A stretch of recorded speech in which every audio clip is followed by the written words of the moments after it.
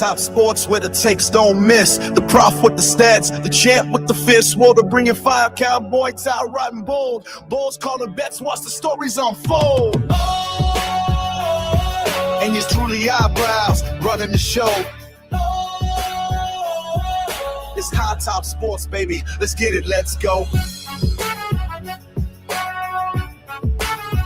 Good morning, good evening, good afternoon, ladies and gentlemen. Welcome back to High Top Sports. Happy Monday to all of you. Happy first day of the week, I guess, right? A little refresh.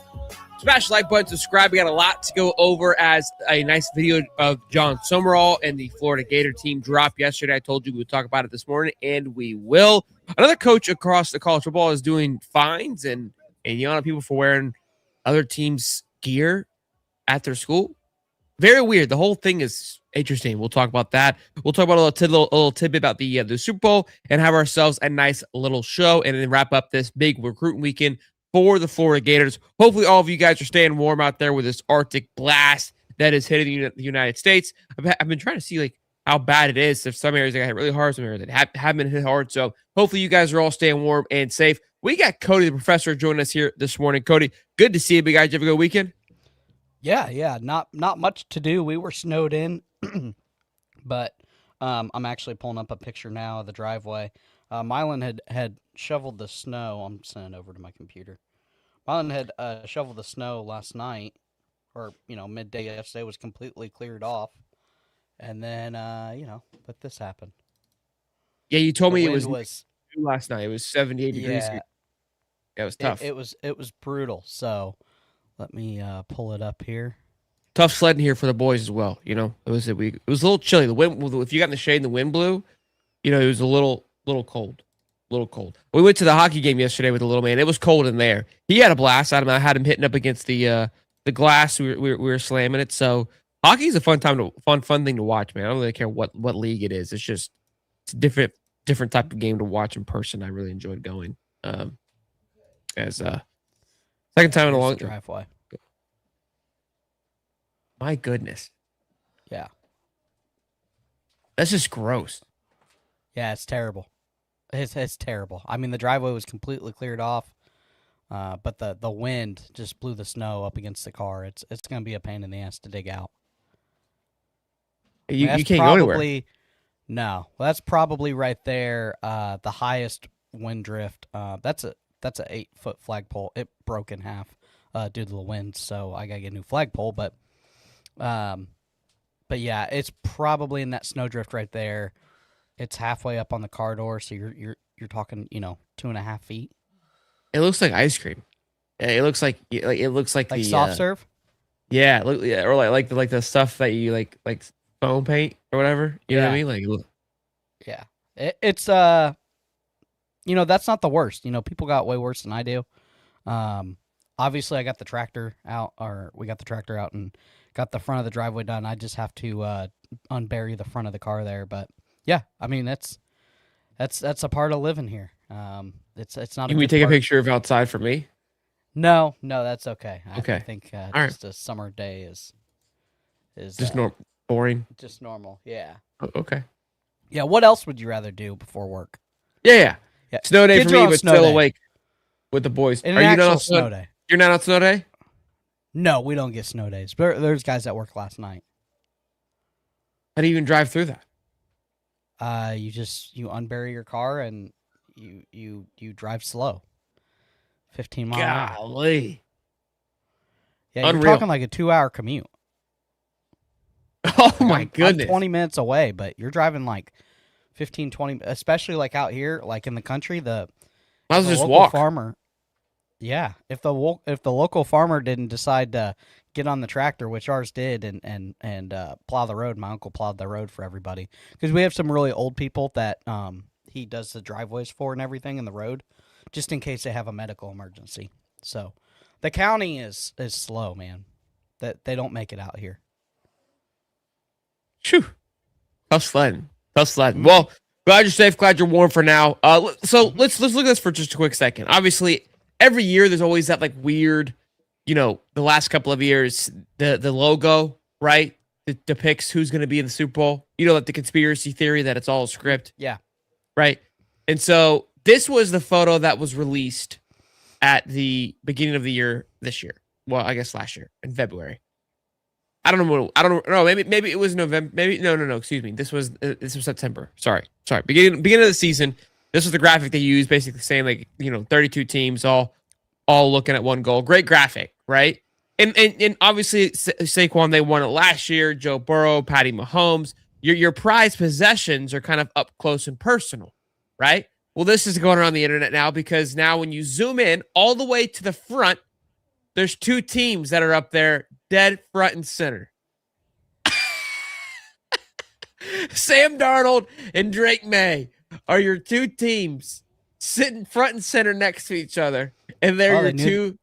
They knew the entire time. They knew the entire. The NFL is going. They took the worst team in the league, Drake May, and then Sam Darnold. They weren't horrible last year, but they weren't great. Throw in the front. They're like these two quarterbacks. Nobody gives a whack wonk about this team. Hell, one team even cut one of the quarterbacks loose. We won't talk about that, but we'll just throw them up front where you can't even see them in the graphic. I was about to say, where's Waldo? That's what it felt like in that picture. I was like, squinting. I'm like, where's Sam Darnold and Drake May at? Oh, yeah, right, all the way right in the next front. to each other, front center. Yeah. Says we're already here, boys. We're already headed to it. You know what I thought too this morning, which is crazy. It's like we've obviously for the last 10 years, I think the AFC Championship has consisted of either the Patriots or the Chiefs. I think they've won it. I want to say for the last 7 years, it's either been the Patriots or the Chiefs, maybe even longer, in the Super Bowl. Am I right? Am I right in saying that? I think so. Which goes back even crazier. It's like this year when we got into the playoffs, we're like this thing's wide open. Anybody can win it, right? And this is a rematch. We've seen the Super Bowl. Yeah. In the last, I don't know if it's been the last decade. It feels like it. I mean, Marshawn Lynch, and that's Super Bowl was one of the fun ones. Yeah. And they lost that one, right? Yeah, Brady won that. Yeah, Brady won that. Marshawn Lynch. They lost on a 2-yard line. They didn't hit the ball. Yeah, they threw remember? it to Butler, I think, right? Wasn't it Malcolm Butler that intercepted it? If I'm mistaken. Yep. Yeah, Super Bowl 50. Rematch Super Bowl 50. And great Super Bowl. 11 years ago. Damn near close enough. And it was like the fact that we are having this again 10 years ago, and it's like, man, it felt like this was going to be a year where you're going to have some parity of who was in the Super Bowl, and you've got the Patriots right back in it. I mean, right back after being out for a couple of years, right back into just true form, which is just crazy to think. And if the Rams would have won, we would have had a rematch regardless of 6 years ago. It's crazy. It's absolutely crazy. I don't understand it. I wanted to show this quick little bit here. So Coach Prime spoke to his team and had some rules that he had to put into place, right? Some conduct, expectation, and violations. This is like the White Sox and the gym BS, isn't it? So he has fines. I can't read exactly what they say, but he basically fines for showing up late to practice, right? There was another thing on here. He goes not to wear your old team's uniforms or T-shirts. I think the bigger problem is that this exists. Like, why does he even have to bring it up? He's like, if I see you wearing your other team's shirt, and he's disrespectful, it's like, yeah, why is anybody even showing? Are they not giving out enough clothes? I don't know, but it's like, why are you what? That doesn't even make any sense. Like, how are you even having to have this conversation? And then to fine people for showing up late to practice, it's like, we have gotten so far away. I mean, obviously we heard about the Kermani McClain situation last year showing up late. So it's not like these kids don't show up late. I think that we kind of forgot that still happens. They're kids. But again, I think now that you're an adult, you get treated like an adult. I don't hate it. I assume the NFL operates the same way. Oh, yeah. I mean, NFL has code of conduct, and they're pretty strict about what you wear. You have to wear all team gear and stuff like that. And being, late to meetings, and it's unacceptable. But at the same time, like, I think you're kind of focused on the wrong thing, bud. I think you need to be focused on winning games, or you're not going to be there anymore. Yeah, they've got they're not very good. They're not good. They've got a lot of turnover. He sold them Disneyland, and it's not. He hasn't produced. Yeah, I was thinking about this the other day too, as well, with kind of what Indiana did. I mean, this was kind of what his goal was. The first place was to kind of get the old experienced guys in the portal, but took a different route that first year, where that wasn't what they focused on. They tried to do that, plus still have a combination of stars, right? Having some big time, with the commits like Kermani McLean, obviously bringing over Travis Hunter. So they still had money kind of tied up. It seems like they've taken a different approach this year, where they're going to go more low key. Like, they didn't really get any big splashy pickups like they had prior. So they're making some adjustments for sure in how they attack the portal. But it is, I mean, look, I think this is my problem with the whole situation. You look up at the top right, you have CU culture. This is year 3 for him, right? Year 4? Year 3 or 4? I think he's going to, 4 now, right? Because he had 2 4? years with his son. This is like first year stuff. Like, you're in year 4 and you don't have your program culture set? Yeah, that is true. It feels like it does reset every year. And to an extent, it has a different vibe and different feel. Well, you don't have guys in that locker room that's been there 2, 3, 4 years say, no, we don't do that here? I don't think so. Well, then you're not going to have a good team because you don't have a player-led team. Yeah, you're going to have another shitty team. So he's going to get fired. So it doesn't even matter. Why are you always so mad at somebody? I'm not. I'm just saying. This is year 4 and you can't get your culture right. Yeah. No, I thought it was interesting with the fines of what they're laying out. I don't think I've seen anybody else do this. It'll be interesting to see how this takes shape.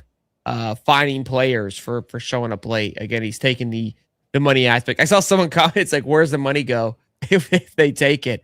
That's another great question. So I assume they just keep them from their NIL money. But yeah, it's tough slug. They got a new VP, so it'll be interesting to see how he approaches the situation. You got to think, we say he's gonna be fired, but the Colorado standard is, what he's done for Colorado has been massive in the sense of just bringing eyeballs to the program. So I'm not quite sure he's going to go anywhere quite yet unless he chooses to walk. But I could be wrong. But I'm just, from a sense of Colorado's expectation, it's not like they also dumped a lot of money into him to win. For sure. No, I don't disagree. What was he? He's a year removed from being a game out of the. Not last year, but the year prior, they had one of the best season in Colorado history, I'm pretty sure. So it's not like they're that far removed. I think he probably has another bad year, then the seat will get hot, personally. Could be wrong. I don't want to get you all riled up this morning. All right, I'm gonna show this little stat here because this was something I wanted to do anyways, but this person already did it, kind of the hard shoveling for us. I still have another exercise that I'm going to put together, and then we're going to play some clips from the video last night that has me fired up. But this guy posted the O-line snaps, and the reason why the person made it was, I guess, because South Carolina lost like their entire starting offensive line, and went out there and still brought in a hefty amount of snaps back to their football team, leading the way with 8,700 total snaps on their offensive line. And look, does that mean they're going to go out there and kick ass? No, because they had one of the highest leading snap counts last year, and we know how that team worked out. But it was, what I found interesting again was Florida, where Florida sits at 50 or at 5,000, which again is only 300 less than last year's team. But I think another factor is look at who's ahead of us, right? And Indiana bringing back 73 is scary, obviously, for repeating. But now this isn't, I don't believe, necessarily snaps on that particular team. This is just snaps in general. So obviously how they attack their portal, because LSU didn't bring back anybody from their team. They had to go out there and get some, right? Jordan Seaton was added this past weekend, which was a big pickup. He has a ton of snaps that he carries. He's been a starter for his 2 years. But when you look at Florida and who sits in front of them, there's only one team that Florida plays next year, or two teams. No, they don't play A&M, I don't believe. Two teams, and that's Kentucky and South Carolina that have more snaps than they do. Don't we play Oklahoma? So we do play Oklahoma, do we? So three teams. Yeah, three teams. Tough sledding there. But anyways, so I felt that pretty interesting because again, a lot of people were concerned about Florida's offensive line, but as you look at it, it's like, man, like compared to, I mean, one, the league, and two, just its competition, it's not as far off as, again, from an experience perspective. And I think that's where a lot of people were kind of worried of like, hey, is there's a lot of unknown here, where I was like, if you actually kind of look at it, it's not as much, that room it doesn't have as much unknown as other rooms, I would say. Yeah, but with those transfer guys, they all have to gel too. We've seen Oklahoma have abysmal offensive line, no matter what their snap count was. I mean, they haven't had a good offensive line in 2 years, and they had a high snap count, and they got one of the best offensive line coaches in the world. He's got more active NFL offensive linemen making the most money in all of the NFL, but sometimes these portal guys they don't gel. Yeah, and that's a good point. That's scary.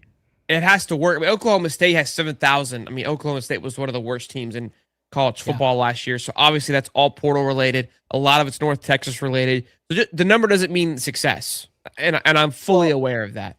And Oklahoma State fans, I don't know why they're on my Twitter, but they seem to pop in there. They're acting like they're going to rise up and be Big 12 champs and make the playoffs next year. I'm like, did you watch that Tulane game? Like, the whole North Texas team got absolutely battered by Tulane. Yeah, they got bullied. You think you're not going to get battered and bullied by some of these Big 12 teams? Like, you're just bringing over, these North Texas kids, and I'm not saying they're not good. Maybe 1, 2, 3, or 4. Kind of the way that Jon did, but these guys are, stepping onto a whole nother league. They couldn't even win their last. They couldn't win their last championship, and they had the most high-powered offense in all of college football. Yeah, no doubt. And Johnny Boy put them in a freaking box. Blender, yeah. And so if you take a look at the teams, too, that Florida has to also play, which is behind them. They play Auburn. They play Georgia. These are teams they play Florida State. They play Texas as well. These are teams that have less snaps. Now, again, we just said that snaps don't mean anything. There is some cohesion on this Florida team. There's only 3 new additions on that offensive line, so there's cohesion. And so the next thing you would look at is like, okay, well, where's the stars, right? Because OSU is going to have the snap, but not necessarily the stars to back it up, which it doesn't mean everything either. So you got to look; it's all got to come together. But this is just one interesting point that I thought that Florida was, I think, a lot better off than people anticipated. If I'm looking at Florida right now and I see 5,000 snaps, which is ahead of Texas, ahead of Georgia, ahead of Florida State, ahead of Auburn, those are all teams that we play. And you have arguably one of the best offensive line coaches in the country. And then on top of that, I would argue that you have some of the best stars. I mean, again, we forget Big Rod was a top 200 recruit. Jason Zamidella was a 5-star recruit. Fletcher Westfall was a high 4-star recruit.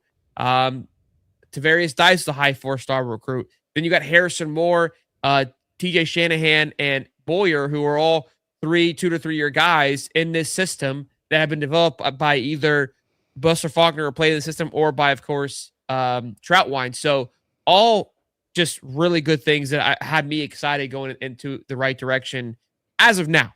Obviously, you still have to go play football games, but like you said, there's plenty of teams that had more snaps that had success that really didn't bode too well for them. A team that's going to be interesting is Texas with only 4,800.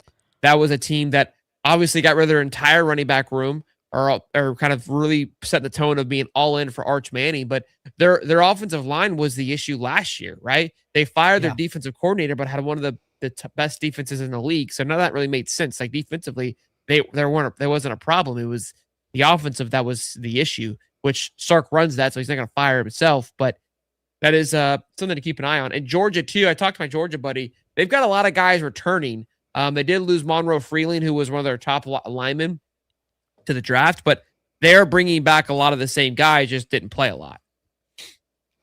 Yeah, it's interesting. I will say that Florida is probably up ahead of some of these teams like LSU, Oklahoma, some of these other teams, just because the the founding blocks of that offensive lineman has already played together. So you're just trying to piece in like probably one or two guys on that offensive line. But most of these guys have played together. The center, one of the most important spots on the offensive line, he's played with at least one of the guards and tackles. We don't know what's going to happen at the other tackle, but Lester Westfall's been there. As long as he's healthy, he should assume reign there. He's already been a part of this offensive line. So you're really just plugging in a possibility of one guard and one offensive tackle. That's a lot different than LSU that has to refigure everything out. They don't have a returning starter on the offensive line, I don't believe. I think they lost everybody. And so, and then did you really go and get better than what you had? I know they had a bad offensive line, but obviously, if they weren't being coached right or something was missing, it's not going to look good. The grades are going to be terrible. So I think that Florida, even though they have 5,000 snaps, they're kind of mid-pack. I think that they are probably better off than a lot of teams just because that founding core is already there, and Big Rod, Najee Harris, Jason Zamandela, Fletcher Westfall. I'm probably forgetting somebody. But when you have Kane Jones and Bryce Levin on those are your other two starting tackles that started last year, and I know they weren't really something to write home about, but it kind of reminds me of our Barber's first year. Like, that tackle position is tough, and that was their first kind of go at it last year, and they found a little bit of a rhythm towards the end of the year. So again, with some development, who knows what it could become, right? Yeah, it's definitely gonna be interesting to see how they look. You're probably only swapping, like, out of the three offensive linemen we brought in, you're probably only one of those guys that's probably making severe playing time, and it's going to be probably the best one. I think you'll see two. I think Harrison Moore will get some official time, and I think TJ Shanahan will see a lot, but I could be wrong. But I think two. Yeah, but you also got to understand too that these guys get banged up a lot. So I think the starting front is going to look pretty similar that through the spring game and what we saw game 1 and game 2, and then they'll kind of figure it out. If they have to make a change, they can. I'm not saying that the positions are tied up. I don't think that we'll head into the beginning of the season with an unknown where we're playing. Remember, last year we were playing. Last 2 years, kind of musical chairs of like, who's it going to be? Who's going to be 3 years? Actually, the entire time of Billy Napier's tenure, minus the 1 year that we had. What's his name that plays for the Bills? That was the only anchor point. Like, everybody else kind of rotated in and out. They've had anchor points, right? Like, you had Najee, Damian George, and Slaughter were probably your anchors this year, but that right tackle position was unknown. Barber was solved this year. Year prior to that, we didn't know if Barber was starting or David Manuel. They didn't know where to put Brandon Crenshaw. Like, there was an issue in some facet. I don't think we'll run into that. So this video dropped yesterday, which was an absolute blast to watch. This is The Swamp. It was about 34 minutes long. We're going to play a few clips here that I really enjoyed. Did you get a chance to watch it yet? Oh, yeah. I watched it twice. You ready to run through a wall? Yeah. I'm gonna play a few things from it. Things that I enjoyed. I was sitting there watching with the wife, and I was cheesing. What was funny? The wife was watching, and they showed a clip, and she's like, "Is that Summerall's wife?" I was like, "Yeah." And she's like, "Coach got game." I was like, "Yeah." Everyone's fired up about coach's he can wife. recruit. He can recruit. I love it. I'm gonna play a few clips here. So this little section here is him basically showing up, and what I loved was, again, the vulnerability that he shows here. Like, I've said this, I feel more relatable to this coach in personality wise than I did Napier, right? I've always said I would never been recruited by a Napier team. I would play for a Jon Sumrall team, right? Like, I would be recruited by this because he just shows he doesn't forget hey, I'm now the head coach at the University of Florida. Big deal, really cool. I'm still a dad. I still got kids. It's okay to show excitement and just be a goober, be in the moment. And that's exactly what this next few clips are here. So we'll play it and then we'll talk about it. What's up, boy? How are you, pal? Love you. Let's go. Thank y'all. Appreciate y'all. Thank y'all for being here. Thank y'all. Let's go, man. Come on, man. Thanks for being here. He's over here. Lead the world.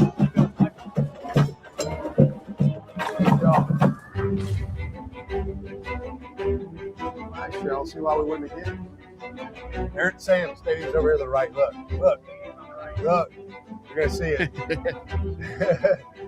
Let's go. Yeah, your face is on it. Uh-oh. I'm just glad it's not my mugshot, kid. Come on, man. Are you kidding me? Are you kidding me? Like, let's go. Here, Sam, here's the football facility up here on the right, dog. Right there. What's up, dog? Yeah. What is up, dog? How are you, bro? Thanks for being here. I know y'all are getting ready to hit the road. But when we pull by basketball, the O'Connell Center, my kids are like, when we go to basketball game? They're all fired up. Yeah, they're jacked.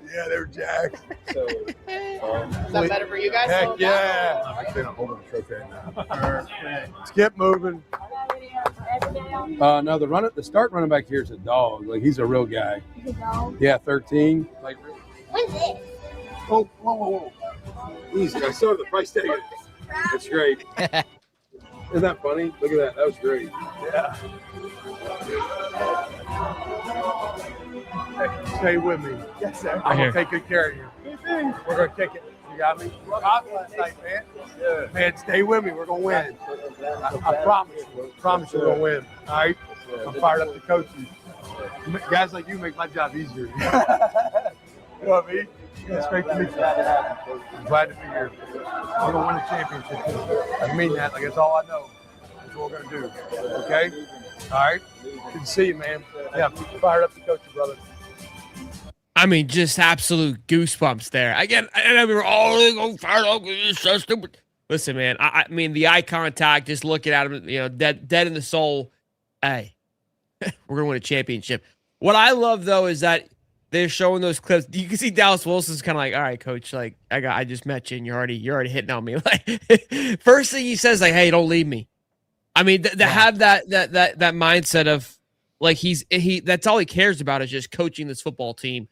I loved it. I love seeing it. I love seeing just again, that's the vulnerability of like hey, just give me a minute and we'll play a clip from the speech here when he gets into that. And also I'll point some things out when he's talking to the team. He has his phone at first because you could tell he has like some scripted stuff. And then he goes F it and he just sends it, and that had me fired up as well too. But just the first thing you see when you meet those top guys is like, hey, don't leave me, give me an opportunity. And obviously made it a mission to keep those guys. I love that he calls them dogs, so you guys can quit yelling at me now when I say that. So that was good to see. Thoughts? Oh, I'm glad you get your phrase back. That's awesome. You get blasted in the comment section. Yeah. I think that after watching it, number one, just like the energy that guy brings is, I think that the team at first is maybe a little shocked for sure because they've had. We don't know if it's real. You don't know what to expect. Yeah. I mean, you've been in a coma for the last 3 years. And this guy comes in with a defibrillator, poof, you know what I mean? Like, you're ready to go. And it's like, is it cheesy? Is it fake energy? Like, I don't know. Like, you kind of see Dallas is like, all right, Cat, like, chill out. I just met you. Like, it's different. Yeah, it is. But that's not what they're used to. So when you have somebody like that brings in a completely different energy, it can be a little bit of a culture shock. It can be overwhelming, especially when you've had, Vanilla Bean for the last, 4 years. It's how it is usually when I show up somewhere. And it's like, what is this crackhead? It's like, buckle up. This shit's 24/7. I would say it's genuine because we've seen clips everywhere he goes that he's like that. I think he's just wired like that. He's just a crackhead. I'll say that when he talks about the Florida State, them beating Florida State, I think that's good too. We'll play that in a minute. Okay. But just to look back on the past and still show appreciation for that. Show appreciation that's still an accomplishment, and a big one. Like, you still it's setting the tone of like how important that game is. Yeah, like already coming in and knowing like what it means to be Again, because this guy is what people don't realize and forget is like this was on Sunday, right? And he got hired, or maybe it was Monday, and it was announced on Saturday, and he coached. He still had a game to coach. He's still a coach at Tulane. Like all this is happening within this is a whirlwind. And not to mention, we were like in the Lane saga 4 days prior to this. Now he may have known that it was a bit further along, but still, I mean, he was in Auburn. He was projected to be the Auburn's guy, like 4 days before. $5 from JLVM. Just watched the swamp video, fellas. I'm running through walls this morning. Cody, how's the TRT treatment? Well, it takes a little longer than a couple days, bud. But $5. Good morning, y'all. Coach John got me all fired up after hearing that short interview. He doing urban things and didn't even know. $10. Good morning, y'all. Coach Johnny got me all fired up after hearing that short interview. Oh, you said it again. Dubster, I'm going to read it, Bubba. Love how Coach is a family Gator man. Yeah, me too, man. Me too. Let's keep watching. Let me get to when he gets this scene here, bro. With his pops. I was shambles watching this. That was cool to see. Obviously, that was a pretty special moment, which we heard about it because he dies like a few days later after this clip. Yeah.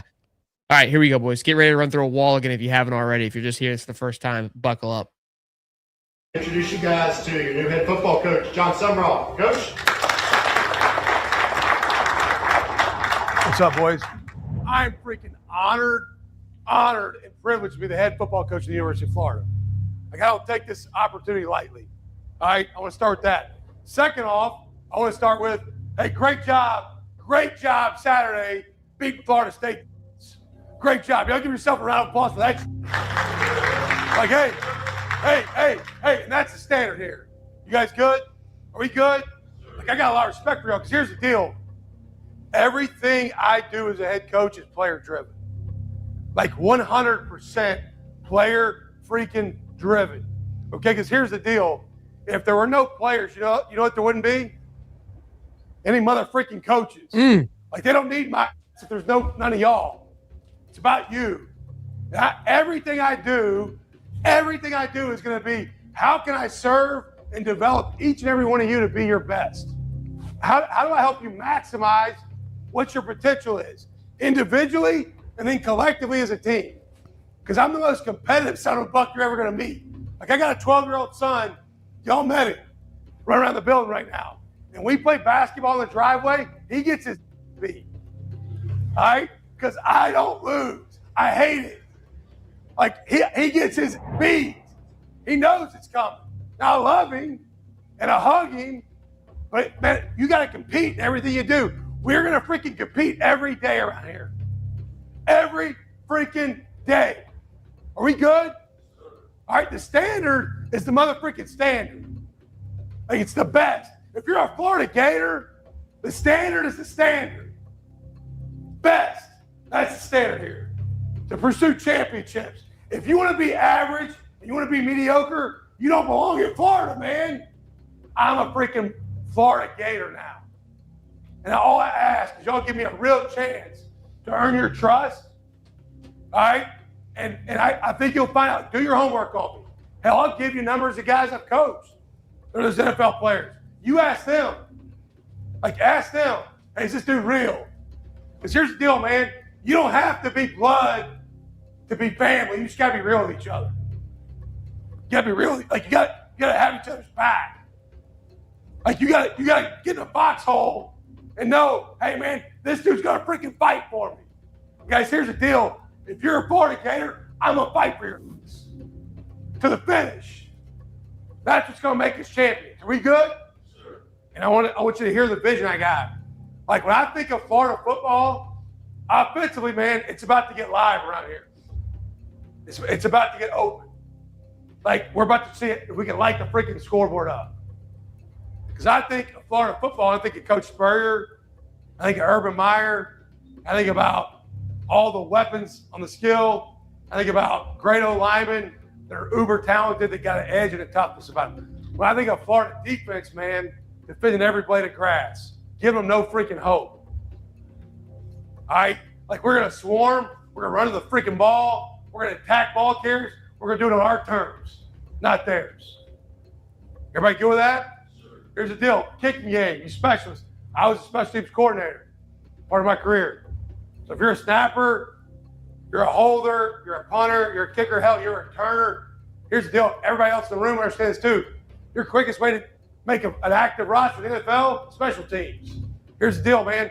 You want to get to the next level, like you want to get paid like NFL contract money, not NIL and rev share money, but you want to like get paid and have a career, then you got to play special teams. And the hidden yardage there is in special teams, we're going to master that. Like we're going to be elite at that. Those are explosive plays every time. All right? So I want you to hear that. Like, I know all three phases. But I promise you this, if you give me an opportunity to coach you, I'm going to love you. I want to know your story. I want to know what makes you tick. I want to know your why. I'm going to make sacrifices for you. I'm going to ask you to make some sacrifices for yourself, too. I'm also going to ask you to make some sacrifices for the team. But if you love something, you will sacrifice for it. And if we want to hoist a trophy, if we want to pursue championships, it's going to take sacrifice. The goal this week? 1-0. The goal this week? 1-0. Family on what? What? Appreciate y'all. Love you. Let's go. I know your name. Good to meet you. Yeah, I know your name too. Yeah, good to see you, brother. Dog, good to see you. Good to see you, kid. Proud of you. What's up? My goodness, dude. Lot to unpack there that has me just absolutely just juiced. Here, I mean, I don't think that football team has heard that many cuss words in a 4 years time span. So that they were probably in awe. They didn't know if they were allowed to do that or not. That was probably a little bit shocking to them. You ever had any fish? Like, have you ever bought fish? Yeah. You've had fish. You know when you get the fish from the store, you kind of got to like slowly acclimate them. Oh, that kind of fish. You know what I mean?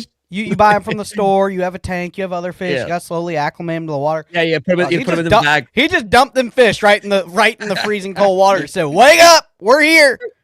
Hey, butterfly, wake the fuck up! Wake up! I know you guys been in hibernation. Time to fucking wake up, Florida. God, thank God." Yeah, it was very refreshing. And again, I think you could kind of tell by some of the people there, like the players didn't know how to react, I think, at first. And I think as he went on, and we're going to play a clip that was at the end that has me more fired up than that, because that interview is supposed to be, or that meeting's supposed to be like that. He's coming in off of just that excitement of being there.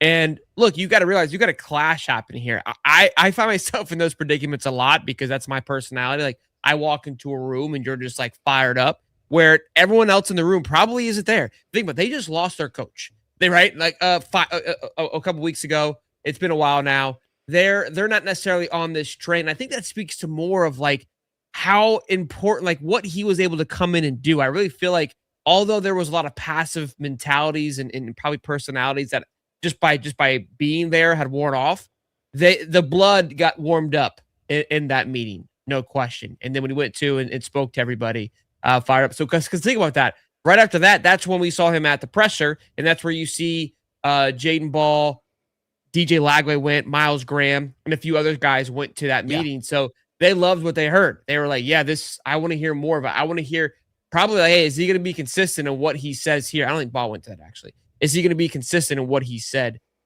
in both of these places? But, man, that energy is just something that we have been dying for. I can't even think of, I was trying to think back. I'm like, man, did Napier have any type of energy at the beginning, at least like this? I don't remember even seeing videos about it. Well, they didn't do this. They didn't do a documentary like this. And they didn't know. He probably didn't want it to get out, if I had to guess. And when you say they lost their coach, they lost, I mean, mine's Gerald Chapman, Katie, Hamilton, like they've lost everybody. Like they didn't lose one coach. They lost, I mean, the whole facility, the Napier Army is pretty much gone. Like there's not very many familiar faces left. So when you have that, I mean, it's going to take a while for this new team to get right and get fitting in with the program. But it's exciting. It's finally, it feels like somebody has just as much energy and love for the program that we do and that we show on game day. Yeah, and I see he knows what Florida needs, and that's just an injection of liveliness and offense and killer defense. Yeah, look, and I get it's raw, it's energy, and this would annoy. I mean, people are gonna say it, and we'll just get out of the way. You still have to go play the football games. Again, for Florida fans, we have different check boxes. We have different, a thought of where we are, where we need to be, and we haven't been to this point, right? We haven't even seen this juice yet. No, Katie's still there, Coach. You said Yeah. Katie left?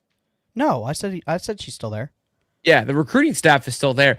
Something else I wanted to talk about too, really quick, because we'll get into the recruiting here towards the end, just very quickly. But how quickly and the positivity that came. Actually, I'll wait because I'll read a couple quotes here. But let me play this clip here, and then Because I clipped her Hamilton and Chapman all together. I said everyone's saying that the way the comments are saying is, I guess the way you. I ain't worried about comments, dog.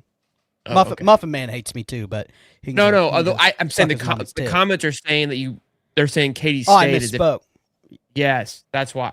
No, yes. I meant if you didn't hear me correctly, I meant Katie, Hamilton, and Chapman. Because you said clear house. Some familiar faces. So this is your first, I think. This meeting here is probably pretty recent. I mean, it has to be. This is in my opinion, the first team meeting. So maybe the DB that we signed recently, but this is what my thought process watching this is that this is probably the Monday that when we started strength and conditioning, which was last Monday, I think. So at this point, everybody is signed in a Florida Gator. Okay. Yep. We're Florida Gators now. We're coaching, not coaching Tulane anymore. Like we're all in. And another point too, because we talked about this yesterday about him saying like, hey, you have to earn the logo. And people are like, what about you, coach? Well, they're getting to wear the logo outside of the strength and conditioning. Because I've seen some pictures of Florida Victorious, which this is kind of what I spoke to the other day. I was like, you probably let them wear it outside of it when they're representing Florida. But in here, you don't get to play for it just yet. And that's exactly what it seems to be. So either way, let's play this clip, though, because there's something here that I remembered that no one else is going to remember from another interview we did on the show. And it may fire you up more than you think. Maybe some of you will remember. Take a listen. All right, eyes up. I'm going to say lock in. You're going to give me one clap. Everybody got me? Are y'all ready? Are you ready? Lock in, give me one. No. I'm going to say lock in, give me one. After I say one, you're going to clap. Everybody got it? Are y'all ready? Are you sure? Lock in, give me one. The 2026 Florida football team is 0-0. This team is 0-0. There's a lot of new faces in here, a lot of new people. There's a lot of familiar faces in here, guys that have been here, guys that have invested a lot in this place. Man, here's the deal. I don't care where you came from, how you got here, how long you've been here. We're all a team. How quickly we become connected and we fight for each other will directly have a contribution to what that record looks like at the end of the year. And next year is right now. You don't win games just in September. Like championship teams, they start January. All right? But we get to determine what that looks like a year from right now. Nobody else gets to decide it. We get to decide it. What do you want that to look like? If you don't know these dates and where these games are being played, we got a problem. And you have to think with the end in mind. Because you don't come to the University of Florida to be average. Like, I didn't come here, man, thinking, man, I hope I go there and be average. Man, when I made the decision to be here, when y'all made decisions to be here, you came to Florida because you want to be a champion. This place is special. The standard, the expectation is the pursuit of championships. Are we good? I didn't come here. I don't think anybody true came here for any other reason to be the best you can be and pursue that. That's why I'm here. Everybody got it? Sir. Y'all ready? Yes, sir. One. Well, what do you class? What do you think it is? I'm going to say.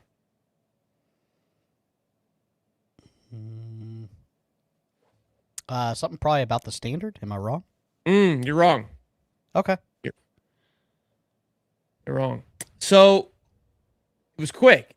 And it reminded me of an interview we did with Stephen Harris and Lewis Murphy. He said, you better know these dates and the places we're playing. Speaking about the championship. What day is the championship and where is the championship being played? And when Lewis Murphy came on this podcast, that was something that he rang true of. Like, that was the difference, man. He's like, I remember we were in the middle of August talking about playing in Atlanta. Like, we weren't talking about who we were going to play week 1, week 2, week 3. No, we were talking about who we're going to play come championship time. Like, you have to, and he said this, you have to think with the end in mind. You have to show up with the thought process of like, I'm busy. I think it's January 25th now. I think it moved back a week or whatever. I'm busy on this day. I can't. Like you're planning like how you and I when we're trying to plan ahead. Like, hey, can you do something? It's like we're probably going to be in a playoff. I can't.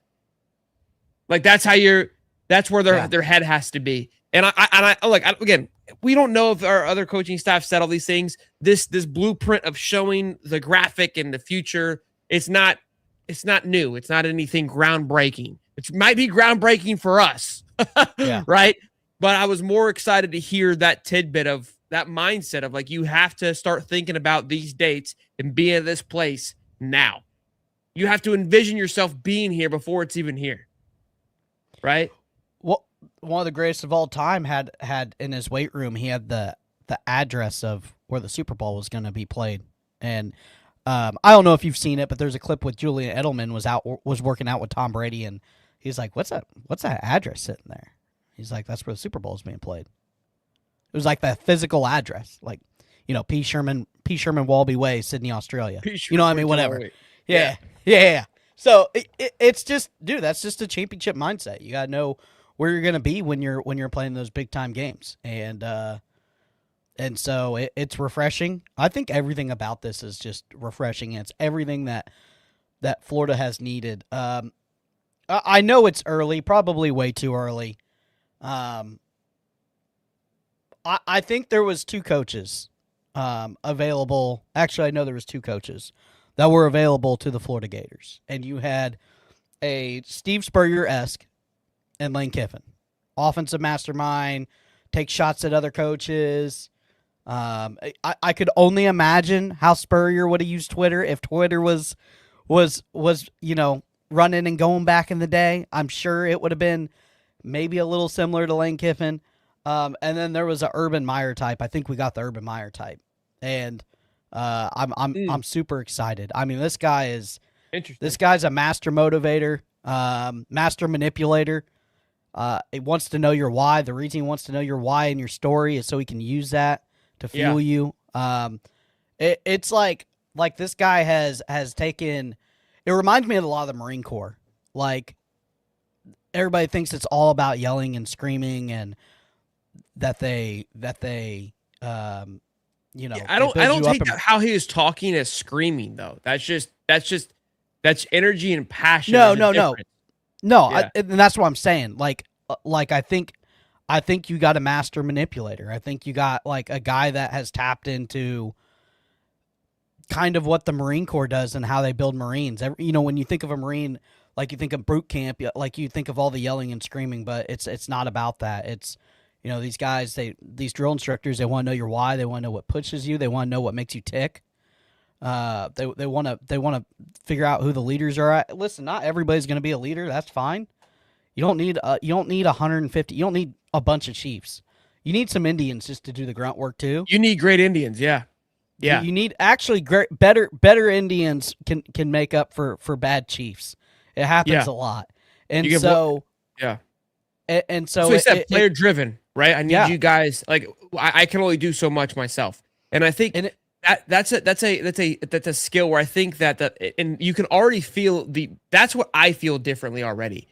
And again, it's interesting because, like, for me, this is what I do enjoy. The part that I buy into each regime. And I feel like that's just, as a fan, we should, but people feel otherwise. And that's to toot your own horn. I don't care. I tell you how I approach a situation. So we're fans. Just like if I was a player, I'm going to buy into. I'm not going to be a player and like, I need to wait till February or March to see if I buy in. No, once I chose to stay here, I chose to be a Florida Gator. This is where I'm going to be. I'm going to be 10 toes down. And we're either going to drive this shit into the wall or we're going to win a national championship. But I'm not going to play middle ground and be like, I told you so. F that. We're here. Yeah. We're here. Right. You want to be a Gator fan? Let's go get some.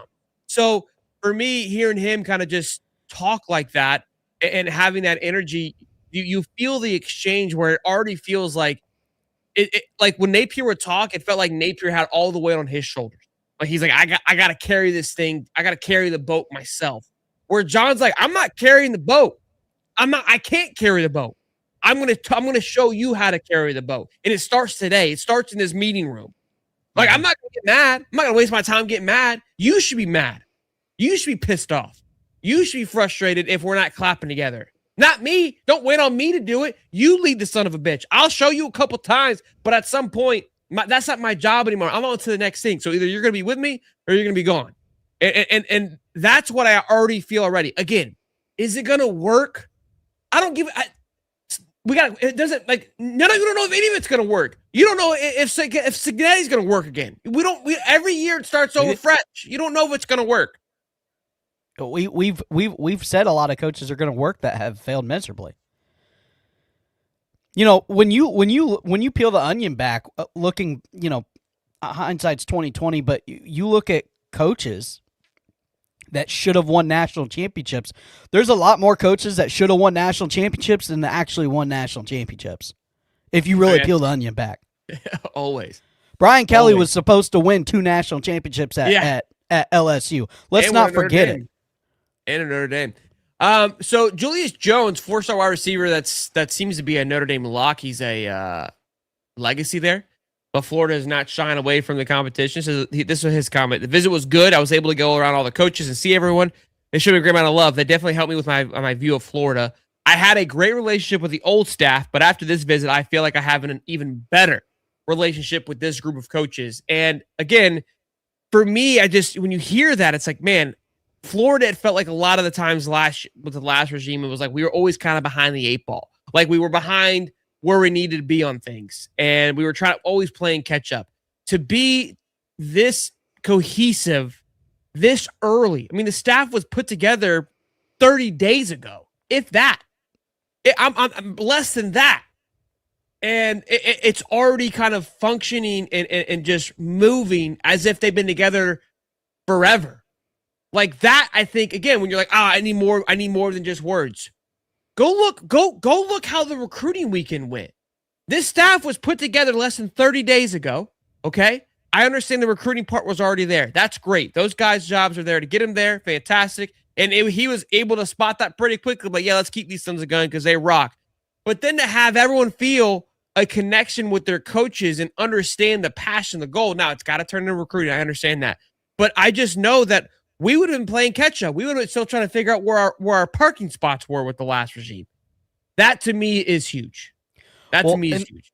The recruiting guys. I mean, yeah, they're salesmen and some good ones, but they also have to believe in what they're selling. And yeah, for them to get a fresh pulse, like, nah, this is different now. Like, we're different now, and that's what it feels. That's what these articles keep saying. Like, yeah, we really like the staff, and it, you know, the recruiting battles were like all like we would win some, but the losses were like, yeah, we really like Billy and the boys, and they're great people and really nice. I'm tired of nice guys. Like, give me a killer. Like, this guy's a killer. Yeah, like, this guy, if you put him in a room and say, hey, you got to beat the shit out of this guy to go win a national championship, he's going to beat the shit out of you. Yeah. He ain't even going to lose a wink of sleep. This guy's a psychopath, and that's what we needed, finally. Yeah, it's very refreshing. It's fun to watch. I mean, I got to be honest with you, this is Swamp video. I quit watching them after an extent. I was like, I'm not watching this. It was the same thing. Yeah, it was just cookie cutter, just copy and paste. This is a much like you're watching just like, you know, dialed in. And again, I think a big thing is, and I said this on one of the shows, that there are concerns like, is it fake hype? Is it disingenuous? And I think you know we kind of talked about on this show a little bit. You've seen enough of it now to know that, okay, like, because at first, again, I say it for myself. I'm good in doses. My personality can be over the top at times. I've learned to kind of mellow it out and learn to have probably control it more. But myself included, I've learned that, you know, my hype can rub people the wrong way at first if you don't understand where it's coming from. So it's why I resonate very well, because I've I'm there. I would have showed him the exact same way. I'd have been geeking out about all the things that he was geeking out about, having that we're still a kid inside. And then the light switches on, you walk in front of the team. It's like, this is my comfort zone. Like, this is where I belong. Like, you could tell there was a difference from when he's meeting people, shaking hands, like out in front, like, hey man, like this is cool. But in this room, this is my sanctuary. This is where I rock and roll here. Let me be the first to say I was strong. I was wrong, maybe, and give Scott Strickland his flowers. I was wrong, and he nailed his hire. We got the right guy finally. Gator Jeremy already going out on a limb. $5. He might say, maybe he'll be like, he'll say I was wrong again, or say I was right again. $5. Check it out. Urban and Johnny's Baby Street. They're going to run up the score monster on defense, and doing the Urban no logo thing is cool. We staying hot. Yeah, I enjoy the no logo thing for sure, T-Dub. And then Derek Hughes just became a YouTube member. My man. I appreciate you becoming a member. But good stuff. Yeah, fired up, ready for the season. Can it start tomorrow? Yeah, I agree. I knew this was going to come out too. The UAA Sunshine Pumping. When this video was made, I was like, this is going to get, people are going to like it, right? The fan bases, but then there's going to be that base. I don't know. There is a world that I've learned. I'm going to do my best to stay away from it this year. I realized, because those people that just they enjoy being, I guess you could say, right or negative. It's like, look, I get it. There is a point where you have to be critical, and I feel like we've done a very good job of being critical. But at the end of the day, we're a fan. And being a fan of a sports team, there is a part of it where, when I was watching yesterday, I was like, there is a part of being a fan where you have to accept a part of abuse. Like that just is what it is. Like, you think you're going to win every year, and then you get heartbroken. Like, there's only one team that succeeds in the shit talking at the beginning of the year. That's it. That's the truth. Out of 132 teams, only one of them was right about what they said there in the offseason. The rest of us are going to be wrong. Now, do we need to be as wrong as we have been? No, we don't need to be that either. But yeah, I when I was watching, I was like, everyone's like, oh, it's a fluff piece. It's a fluff piece. It's gonna everyone fired up. I didn't see that. No, I feel like you figured it was. Yeah, look, I have zero expectations. I'm ready to be hurt again. You should always be ready to be hurt. That's sports. Like, you don't have any control over that. Like, I don't understand what this mind. Like, we won a basketball championship like less than 8 months ago, and everybody already forgot. So it's not like it's gonna just heal you. Yeah. Like, winning a championship doesn't fix you, because then you're just hungry to do it again. Like, that's what sports is. You have hope, you get excited, you have expectations, it gets ripped away from you. That's what makes you fall in love with it. That's a toxic. That's any sport, sport. Oh, special teams. I was wondering. I was like, what the hell? Go ahead. Yeah, it's. I knew that was probably going to be coming to the UAA and stuff. Listen, you got to work with what you got. That's what we got here at the University of Florida. We got Scott Strickland as AD right now. We have the members of the UAA, who's the members of the UAA. But there's no reason for right now until we see signs of stuff we don't like. There's no reason, as Coach Johnny says, not pull the rope all the same way. No, there's just no reason. We're already quoting the coach. I love it. Summerall gives you hope. I choose to accept it, and that's all we got right now. It's middle of January. All we can do is choose to latch. Look, I get people don't like. I understand that aspect. I'm not wired that way of getting worked up on expectations and then allowing it to ruin my every fiber in my body. I mean, I feel like it does, but there's a point where like that's the part we enjoy. Like, that sick relationship is why. Look, from a Braves fan, like, it was almost more fun, but like I loved the sicko-ness of like the grind every year. And then we won one, and I was like, all right, cool. Like, I'm good now. I'm satisfied. So the Minnesota Vikings, they have a really big podcast network that covers the team, Daily Vikings, or Score North, and every time they have a new caller, like a first-time caller, long-time listener, they always ask. It's not. It says, what is the moment where the Vikings first broke your heart? Like, that's how sick we are. Like, we have T-shirts made that say "just one before we die." Like, just one Super Bowl before we die. Like, it's glass. Exactly, SEC Jimbo. It's glass in the chili. You know what I mean? Like, it's just, you're definitely gonna die before they win one. But I hear you. Oh, golly, my goodness. Yeah, I'm sorry. That hurt. The Vikings. Too soon. Y'all be good, boys. Happy Monday. Be good. Be safe. We'll see you guys later on tonight for Champs Corner at 8:50, whatever. Later on, right around 8 o'clock. But smash the like and do all the good stuff. Cody the Prof Show, and peace and love, baby. The champ with the fist, water bringing fire, cowboy tie riding bold. Bulls calling bets, watch the stories unfold.